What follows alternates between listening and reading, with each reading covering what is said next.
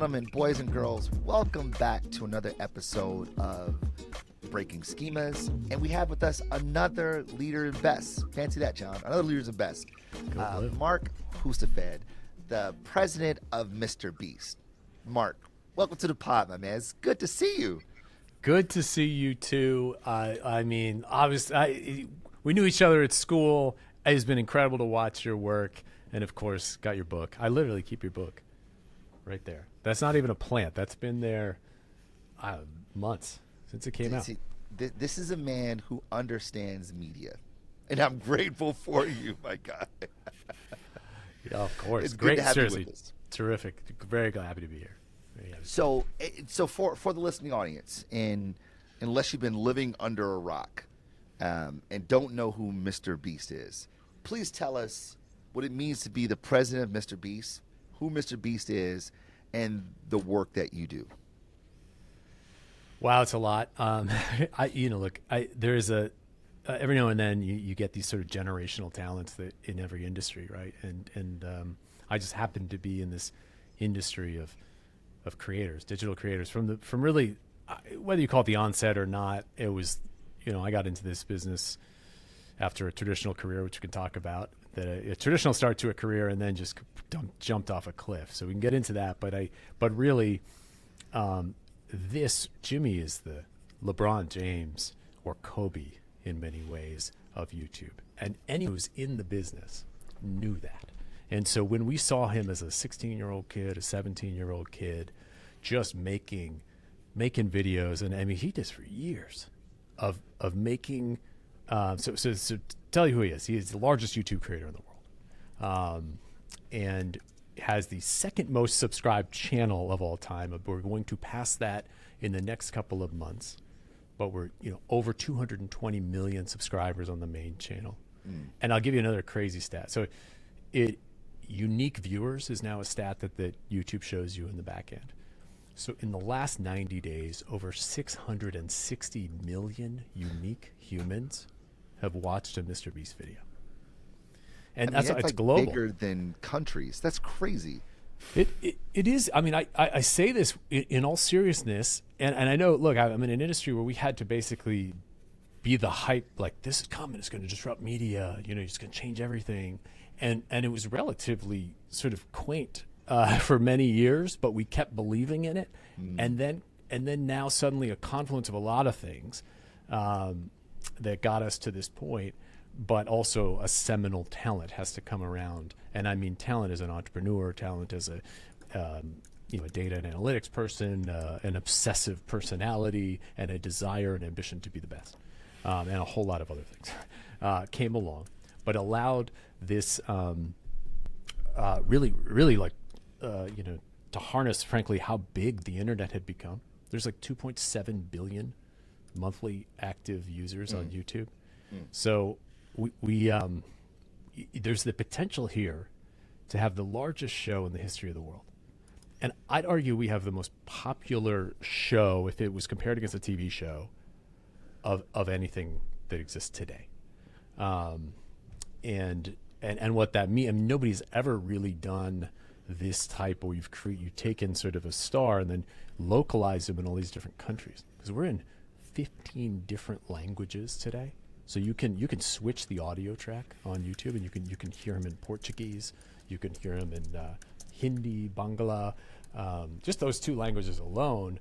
Like Hindi and Bangla, I think it's like 600 million native speakers of those two languages. So we focused a lot on those, on just like where the big pockets are. So anyway, long story short, very big YouTube channel. We make videos that are anywhere from 15 to 30 plus minutes. We release roughly 24 main channel videos a year, so kind of every other week on Saturday, and they'll do about 100 million views in a few days, 7 days, and then many of them will do several 100 million views over the course of their lifetime.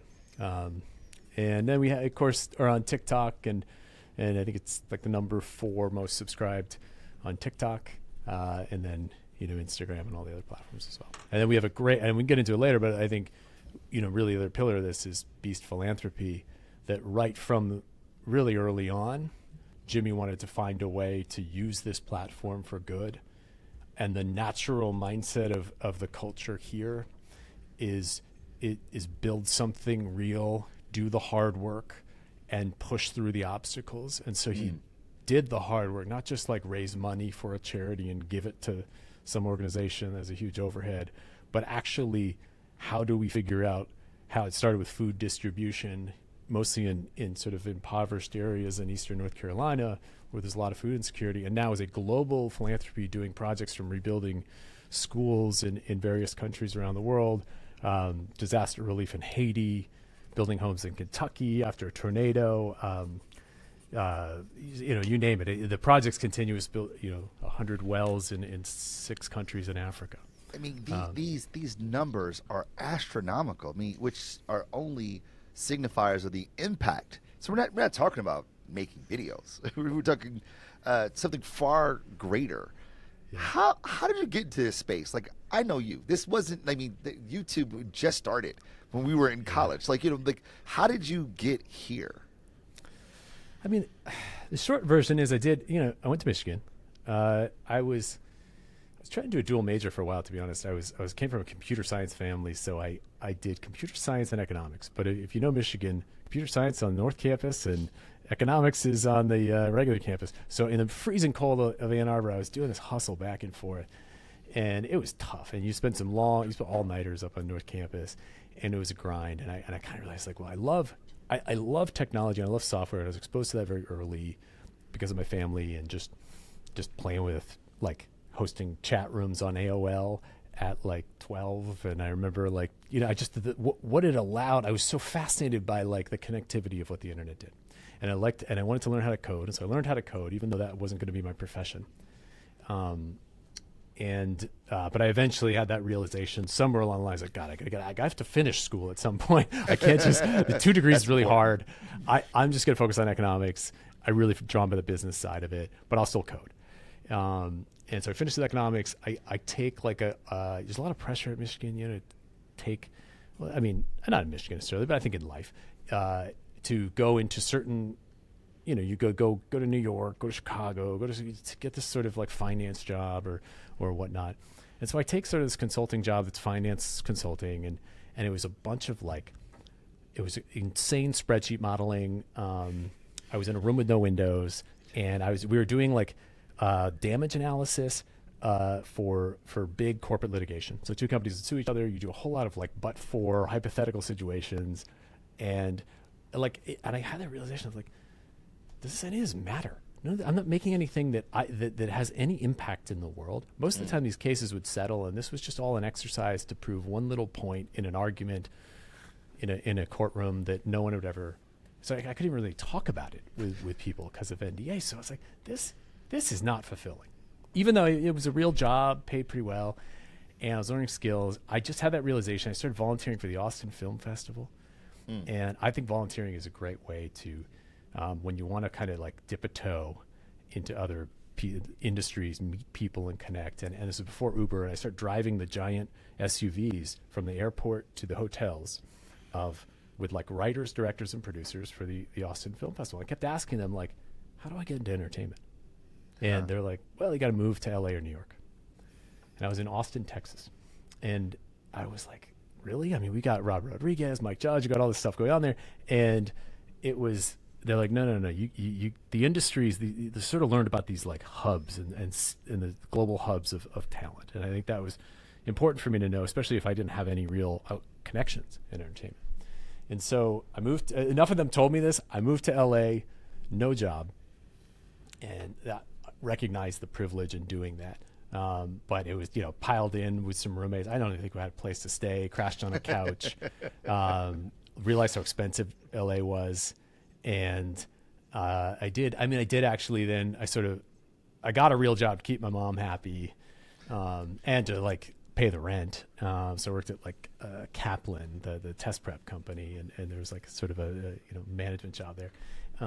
But realistically, I was, like, diving in and starting. I sort of fell into meeting what would be the early YouTubers. And I decided at that time I was modeling it after TechCrunch, what Mike Arrington did with TechCrunch. He sort of chronicled the early I guess that was the early 2000s. It was about 2005. And he had done a similar thing. There was that post-.com crash. You had the emergence of Facebook and a bunch of startups. And I was sort of seeing the same thing. I was like, wow, there's all these people making video on the internet. I just want to write about them. So I wrote a blog. We founded a site called Tube Filter, still around today. It's a good trade publication for the space. And I found that a blog was an incredibly great way to meet people. You could, and especially if nobody else was writing about them, the entertainment trades wouldn't touch them. But I would go meet somebody who like just did a deal with MySpace, and they got like $5,000 or something from MySpace, and they would and so what we did, and then we started doing meetups and built a community, and at times we would have like as many as 800 people come to a meetup. We'd have sponsors on stage. We'd do a panel. They were like little micro conferences, if you will. And then that led us to create this award show called the Streamy Awards, which is now the premier award show for YouTube and digitally first content. And we didn't know what we were doing. We didn't make much money. It was a grind. And if you do it today, I don't know, maybe you probably would just start a TikTok or a YouTube Shorts, or like I think a lot of that same thing of chronicling a space and interviewing people, it's either a podcast or whatnot. But at the time, a blog was my medium. And that led me on that journey of like really studying that community and building real relationships. And then after a couple of years of that, and we made the award show, we produced it ourselves, like on our credit cards, hustled brand deals together, invited traditional celebrities to come. So we had like Lisa Kudrow come, Mindy Kaling, Joss Whedon, Neil Patrick Harris, and then all the YouTubers. Because it was actually because there was a 2007 writer's strike. The first writer's strike, I guess. Remember that? The recent, whatever. And it created, there was, I guess, a loophole where you could create content on the internet. And so that it caused this proliferation of traditional talent dipping a toe and sort of seeing the potential of like, wow, I can make a show. There's no real like censorship of it. I don't have to like ask somebody's permission. I can get a couple of talented people together, and that sort of collaborative creator culture was starting to spread. It was not just YouTubers. There was all these different clans of people, video podcasters, all these different groups that were starting to unite and see that there was potential to form a real industry here. And I was fascinated by it. And but it was a tough time. It was a time when, you still had a lot of, like, money wasn't really like flush in the space. Brand deals were relatively small. Scale of any channel wasn't really that big. Yeah. And of course, explaining to my mother, that's always a test, right? Like, I couldn't explain to my mother what I did. She still, to this day, barely knows what I do. But, it really, it wasn't the like respected job. And I think that's a lot of, maybe that stigma is not as prevalent today. Yeah. I don't know what you think about it. It seems like now it's more accepted, but I would say especially coming out of a school and having our peers back at Michigan who worked at McKinsey or whatever, BCG and all these places. And I had that feeling of like, wow, I'm sort of I'm sort of like, what am I doing? Am I just messing around in Hollywood, or do I have a real job? I don't think you're wrong. I mean, like I was an engineer, so I was on North Campus, freezing cold, and went into the music industry to write love songs. And it was like, what are you doing? This is insane. And I think the truth of the matter is that when we take sort of the road that's less traveled, there aren't really footsteps in the snow so we have to navigate new spaces there, and it doesn't seem obtainable till someone does it, right? In the literature, we often refer to this as legitimation, right? It's become acceptable, right? Because it's been reworked and negotiated in a social discourse to say, oh, this is a havable career, when we see people who have done it. And there's so many examples of people who have been successful in this space that it legitimates it. It makes it a legitimate career path. Maybe not all parents feel that way, but certainly, but for us. And so it seems like you're getting here to where you are. It took a lot of experimentation, a lot of curiosity, on your end, how are people normally getting to the space? Like, what's the normal trajectory in? Like, is it just, put a camera up and make content? Is that the normal way to get here? I mean, it kind of looks it's a great question. I think, I'm often what people call a suit sometimes, especially in the creative business, right? Like I'm not you could argue at times I create, like everybody's a creator. I sort of do believe that, but in the sort of professional sense of like being an on-camera personality and making content, it's not my day to day. I'm very I love the sort of, building businesses and strategizing and actually operating these things. So I think there have been a couple of influxes over the last 15 years that have brought a bunch of people into the space. Yeah. But I also saw a lot of transient behavior too, as creator became a buzzword. If you remember a couple years back, every tech is so funny with Silicon Valley. It's like what's the buzzword that's going to get you funded? It's AI right now, right? Yeah.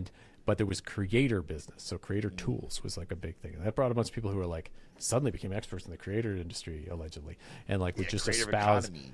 This is the drive. Exactly. And part of what if I think there's a lesson or a wisdom for myself was that go to your principle of why am I here?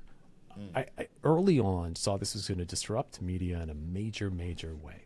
It was going to disrupt entertainment. I started with entertainment because I was like, wow, anyone can make a show. Therefore, the gatekeepers of distribution are now that's gone. That introduces an opportunity for all these new voices, and then of course as a blogger myself and figuring out I got our site on Google News so that if I wrote a story, it would show up in Google News or it would show up on IMDb. We were syndicated. I started learning how to. I was like, wow, I can just literally create a news site. And so there was this whole phenomenon. It was like, wow. But I was obsessed with the fact that this was going to keep happening. The consumption on YouTube there was a default to free. People didn't want to pay for cable. The only reason they had rights to things you wanted to see behind a paywall. But in general, the idea is that people want to be entertained.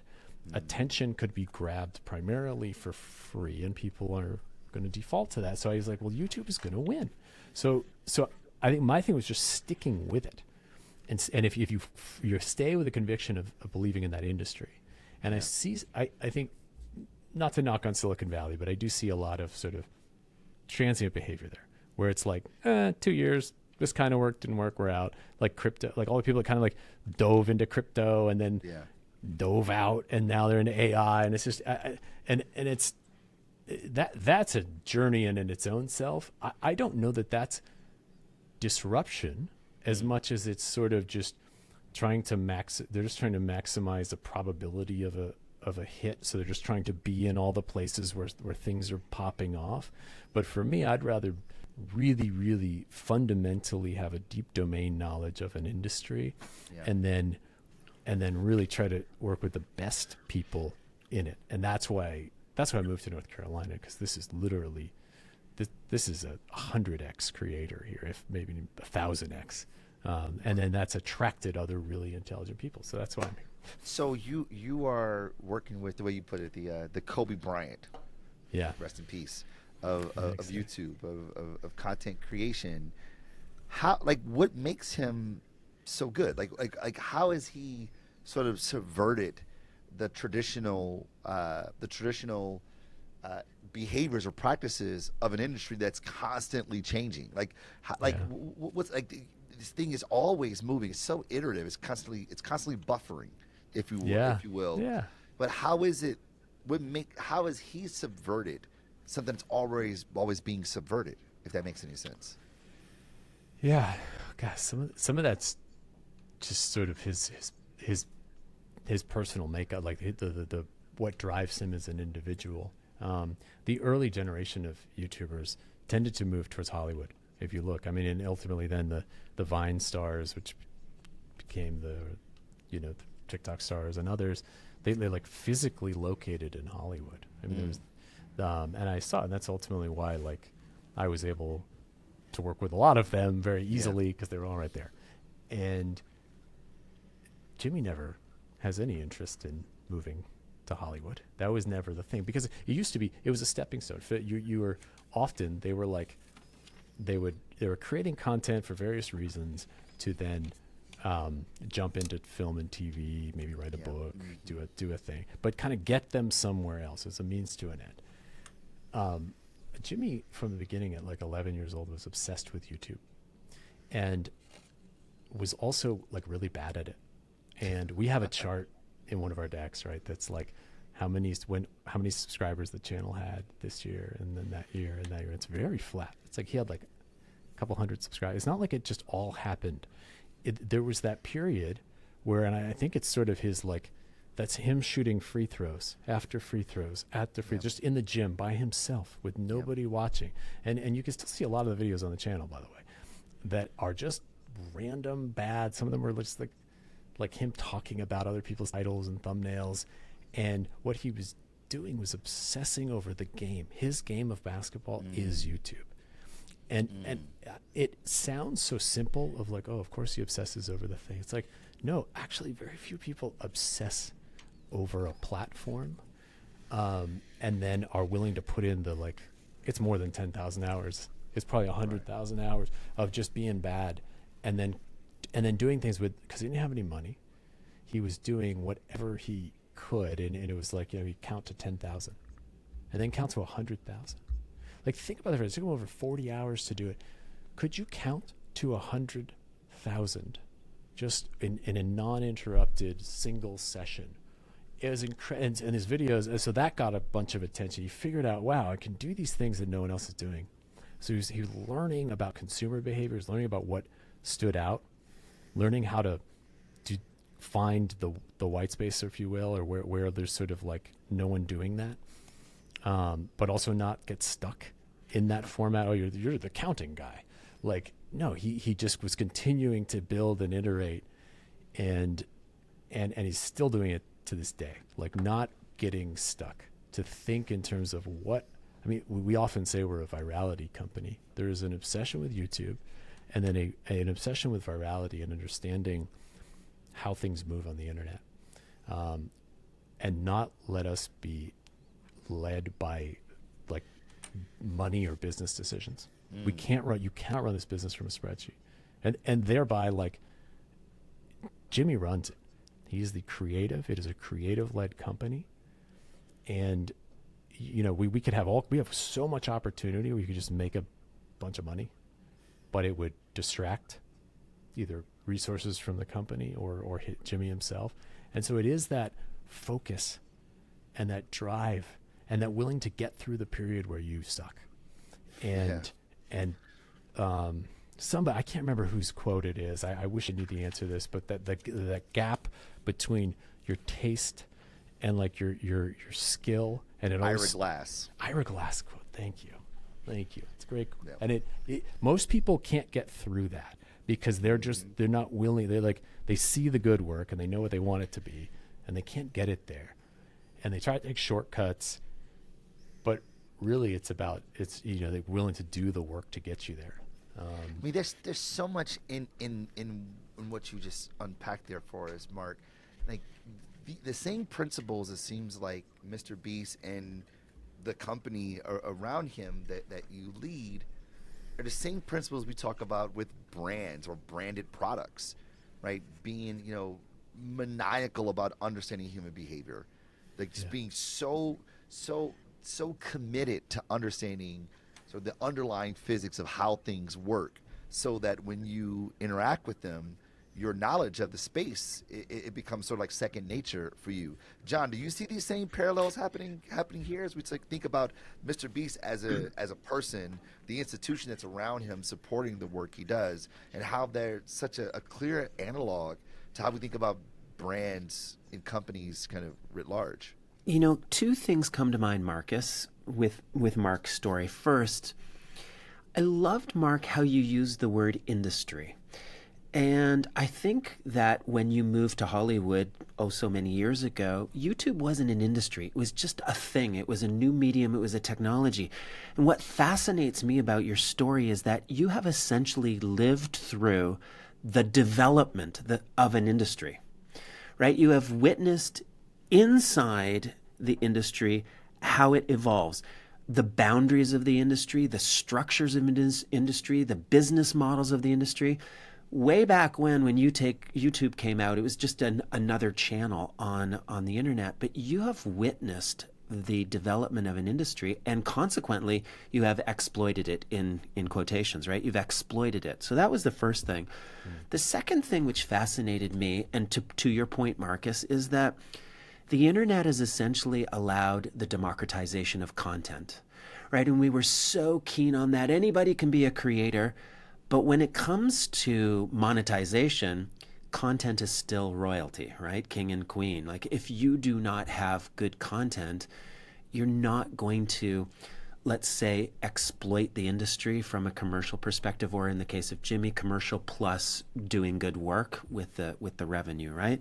So, yeah, content is democratic now. Anybody can make content, but the people who are really winning, they're branding it. They're, as you said, Jimmy's taking advantage of consumer behavior, understanding the notion of virality and leaning into it with the content. So those are the two things which are fascinating to me: the emergence of this thing as an industry, and then leveraging business school principles in developing the content. I mean, which is essentially what we would tell a CPG company too, right?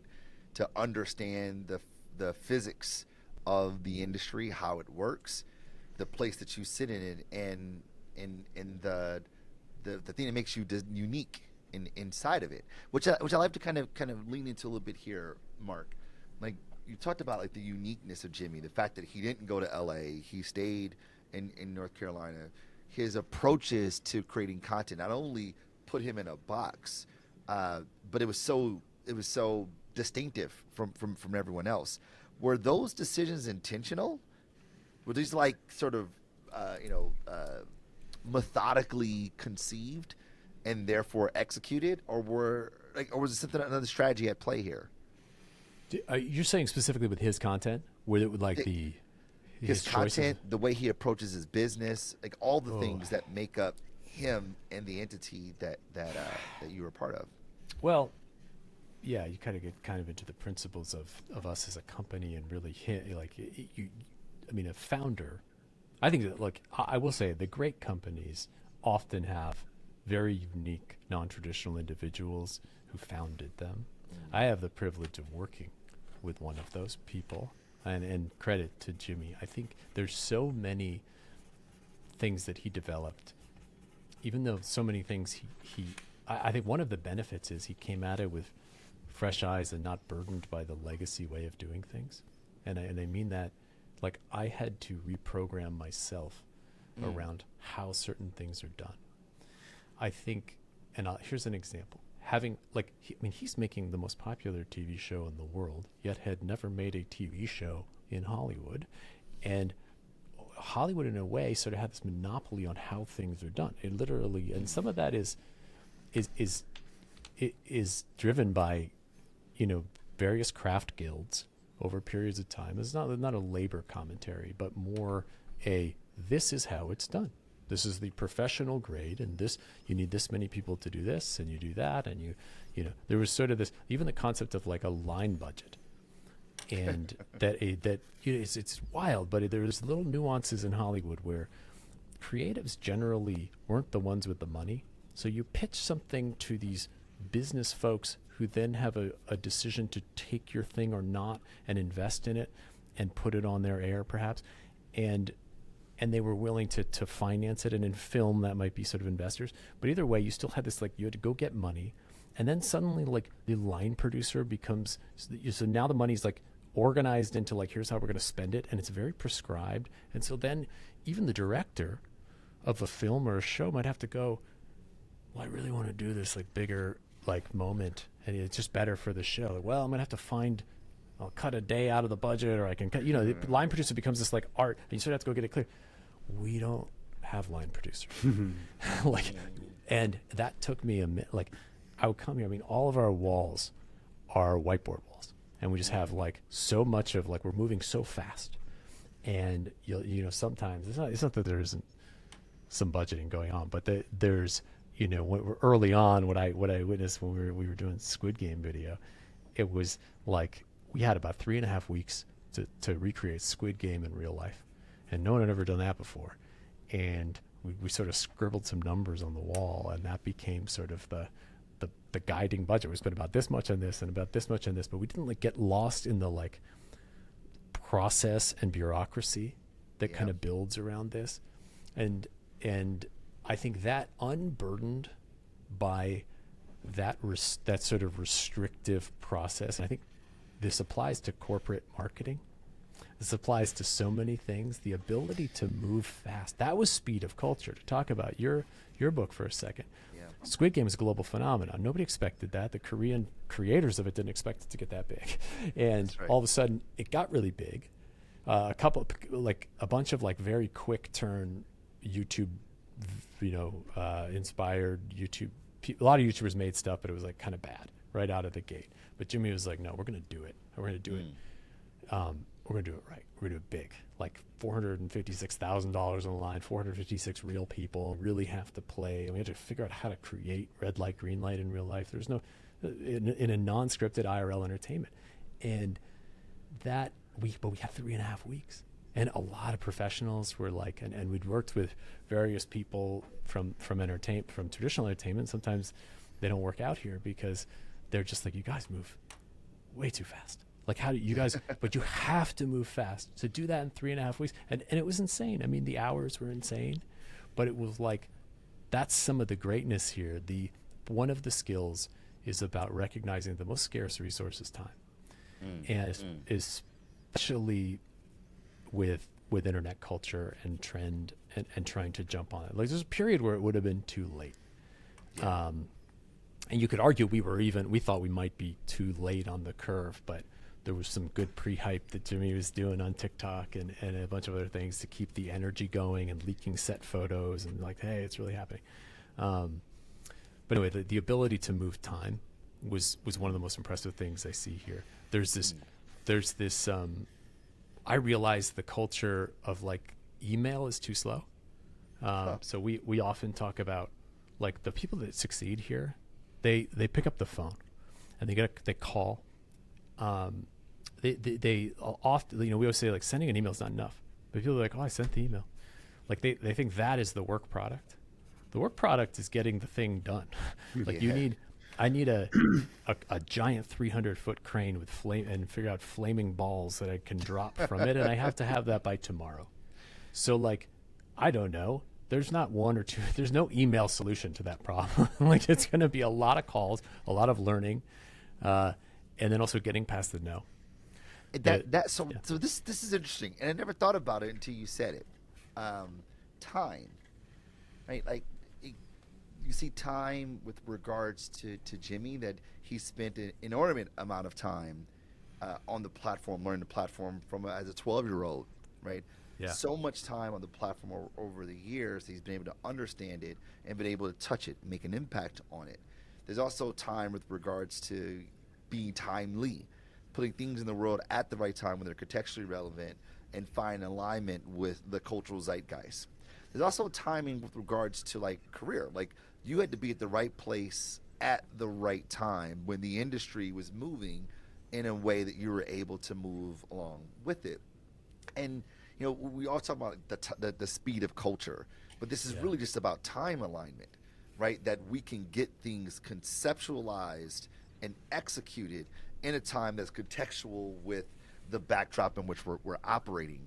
And I never thought about time as a disruptor in that way, but it seems that this is kind of a reoccurring theme as I hear you tell about your story and the story of Jimmy and MrBeast as sort of an entity, that your timing of being in Austin and deciding to volunteer at that time had to be spot on. Your timing of being in LA at a time where these creators online were having a disproportionate impact on the cultural zeitgeist, but not being recognized by society as a legitimate form of a career, of a profession. Yeah.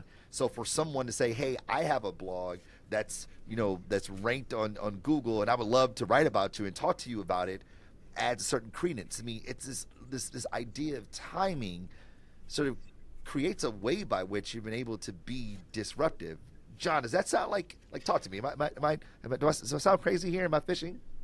No, you're not crazy. But let me add another little twist to it. So, Marc, the way you described how you and Jimmy have been able to disrupt the world reminds me of C.K. Prahalad, our late colleague, who is best known for core competence, but he had this other brilliant concept called the dominant logic. And his idea was very simple, that innovation happens when people attack the dominant logic.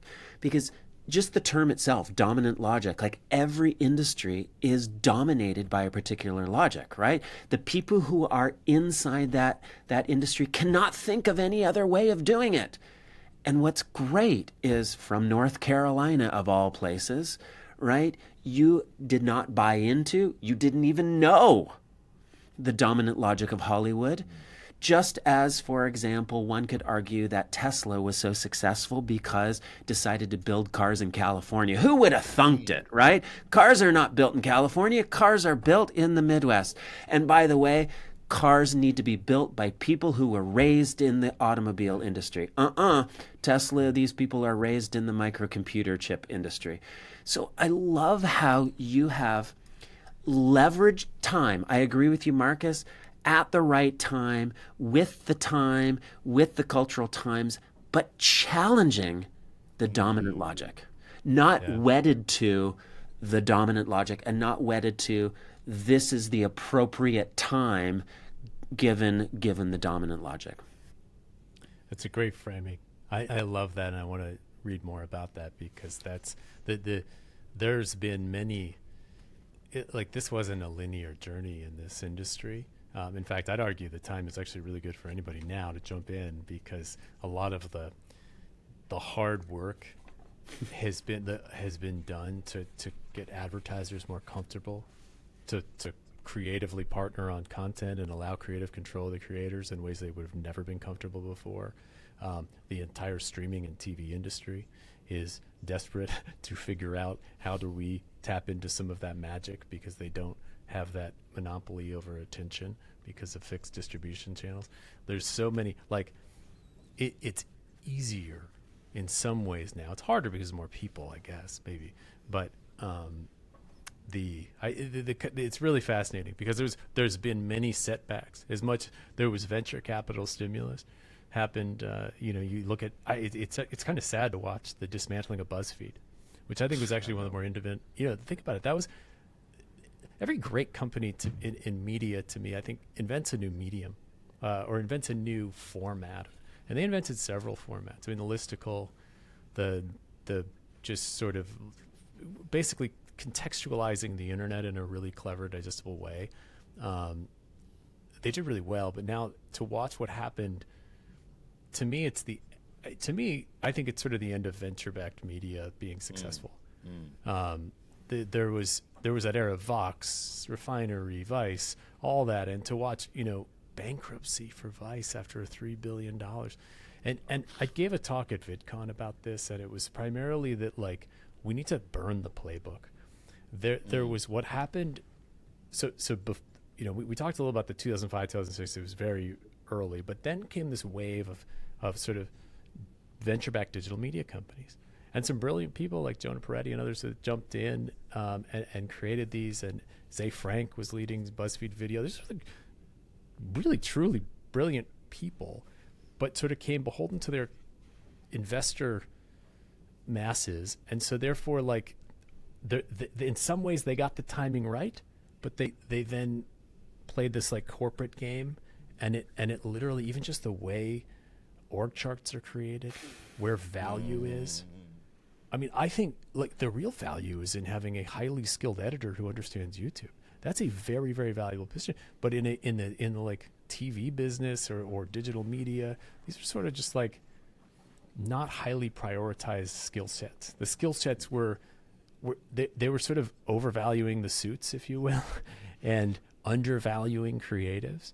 And I think what the creator businesses have really shown is that's the thing. It's not just the on-air talent, but it's that whole package of being an analytics mastermind, being just a hyper curious, hyper driven individual, is really where the value is. So to me, I found it incredibly refreshing. It's also a great time if you're a young person who is obsessed with like what's happening in internet culture. I think the career track now can be incredibly fast. We have some really talented 23, 24-year-olds who just obsess over TikTok and have very quickly sort of progressed in their career because they drive value. And I think brands are starting to in-house more of these as we see. I often get asked, hey, do you know somebody who can run our branded TikTok? And I'm seeing sort of that talent pool is thin. I think there should be more.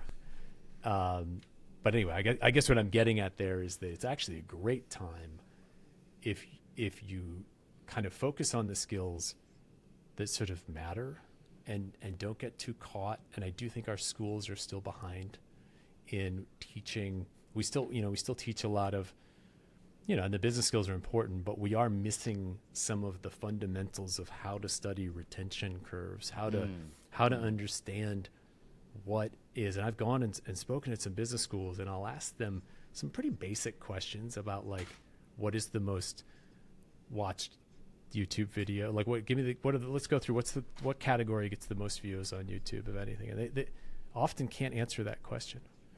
And I'm like, wow, this is wild. There's a whole generation that presumably grew up on YouTube, and here they are at a traditional big Ivy League university, and then some of these videos have billions of views, and they can't answer that question.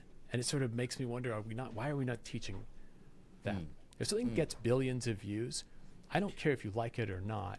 You have to be, if you're really in any industry, you need to know what that is, in my opinion. So stay curious and like obsessed. But anyway, challenging the dominant logic. I think that's spot on, John. Absolutely spot on. So look, Marc, I mean, and we kept you so long. I'm so grateful for the time. Got one last question for you. And it's almost to the end that you were just mentioning. Considering the dominant logic of universities and college, considering the status quo in which students are bred, the way people early in their career are encouraged to pursue, what advice would you give them? If they want to disrupt the industry that they're in, what advice would you give them? Study content, how it's made, how it's distributed, and obsess over what's the best content that is on the internet. I mean that not because everybody has to work in YouTube. I think it's disrupting way more than media now. We've seen it. Like, we're building a $1 billion CPG brand at Feastables. Logan Paul and KSI, right? They announced $1.2 billion in sales of Prime, and that's not slowing down. These are billion dollar CPG brands taking meaningful share from incumbents and not using television. If you can't figure out, like, content is going to absolutely, it is the core of how to generate demand in any industry. And that could be even a B2B thing. Like, if you're trying to sell medical devices, well, why not use content as a credibility driver to like help? There's so many, like, I could, if you pressed me, I could find ways in which content literally is going to impact every single industry. So therefore, don't look at it as something to dismiss and, oh, that's just what the kids do, or that's just what YouTubers do or influencers do. It is a fundamental building block of business. And as a business leader, you need to know what is the talent I need to create that content? How much does it really cost? Don't just pay what the agency tells you it's going to cost. The truth is, like, pro tip, it always costs less than you think. Or at least probably you're getting ripped off somewhere. It might, sure, you might need to, like, give away a Lambo And that's what you need to spend the money on, but not take that money and pay some, a bunch of people who ponder about that content. Anyway, I digress. But the main thing is obsessing over content. Content. You remind me of that movie, My Big Fat Greek Wedding. Remember, where the father can relate every word in the English language back to Greek. So what you're saying is all business leads to content. Yeah, I think it's the new code. Like, in all honesty, I think the first Rails, right? We first physically had to connect the internet, the pipes to literally connect people and get servers that you could access. Then came social, right? We need to physically connect humans and create identity where I'm this person, you're that person, I can connect with you. And then just build the general tech of streaming video. And now it is about how can I engineer, and this is where it sounds a little bit sort of maniacal, but it's not, but really engineer the best, like, attention grabbing and retaining piece of content. And frankly, that is, I think we also have to be cognizant that there is a dark side to this, right? And there are those same skills can be harnessed for all kinds of things, everything from propaganda to just like misinformation to lots of things, indoctrination to even just like frankly wasting your kids' time and showing them low quality stuff. So these will be used by good and bad actors alike. So I think it's on all of us to understand how they work. But I do think, like, truly do think, and we sort of think that way, is that those who can make the great content are incredibly valuable. They're like 10x coders that you would pay a lot of money for because they're worth it in an engineering way. Well, I think now at content companies like ours, when we see somebody who's absolutely really, really good at this, and they could have not gone to a school, and maybe they were 19 and we met them on a Discord server, but when we get them here, we're like, that's a superstar. And so it is also about thinking about the credentialing system might not be as strong a signal as it once was. I do hope, for the sake of Michigan and schools I think we all love, that we build those programs and skills inside the universities so that frankly it does mean something, that like, I studied virality at Michigan. Like, that would be awesome. If you dream it, it will come. Yeah, Marc, man, thank you so much for your brilliance, my brother. It's so good seeing you. Super grateful for you, and like, man, just to see you do all the awesomeness that you're doing. It's no surprise that you're our leaders and best. Thank you. Likewise. Well, great to be here. Thanks for having me again, and let's do it again sometime. Thanks, Yes, Marc. sir. Take care of yourself. Go Blue. Yeah.